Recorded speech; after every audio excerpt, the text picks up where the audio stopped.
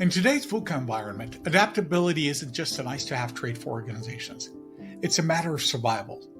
Those that fail to embrace change and stay flexible risk being left behind, overshadowed by competitors who are willing to take risks, innovate, and pivot when necessary.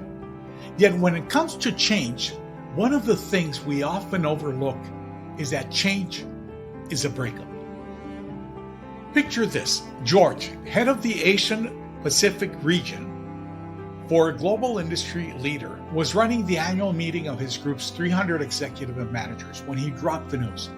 Their operating model, the model that everyone knows and understands and guides every interaction, needed to change.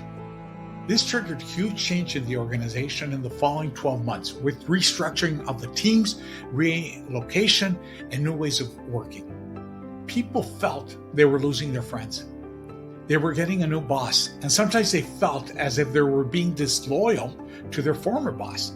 Others that had been promoted were now in an uncomfortable position to have to challenge the decision, beliefs, and positions of their former boss and friends. Change is a breakup. And as human beings, we have a natural need to belong. And when things work well, we form a strong sense of belonging. However, when there's a major change, we are effectively breaking up. And when change happens, we react with the same emotional and physical response. It's essential to recognize this and approach change with the right mindset. So how do you lead change? Well, according to J.P. Cotter, there are several things you can do, such as establishing a sense of urgency, forming a coalition, including the many. But one of the key things is to pay attention to belonging.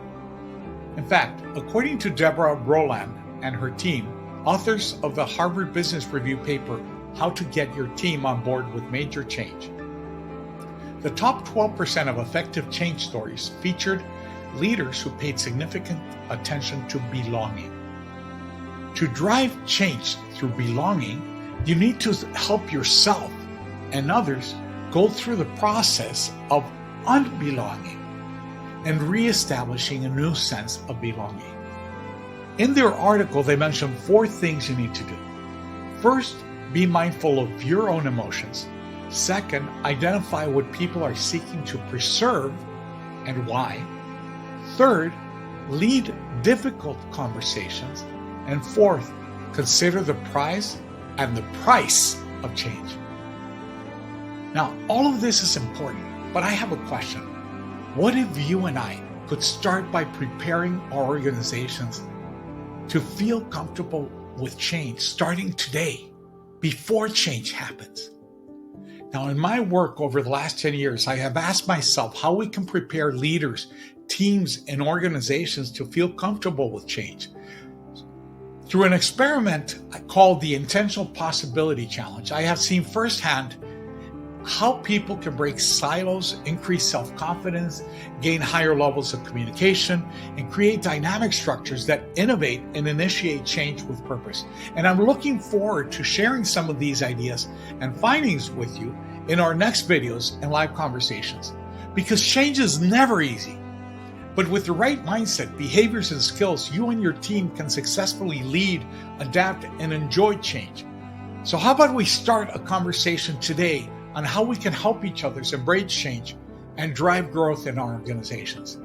I invite you to share this video, write your comments, share what you are doing right now to lead change and what you believe we can do to prepare organizations today so that change, flexibility, and adapting is our new normal. My name is Sergio Sedas, and I'm happy to see you in our group.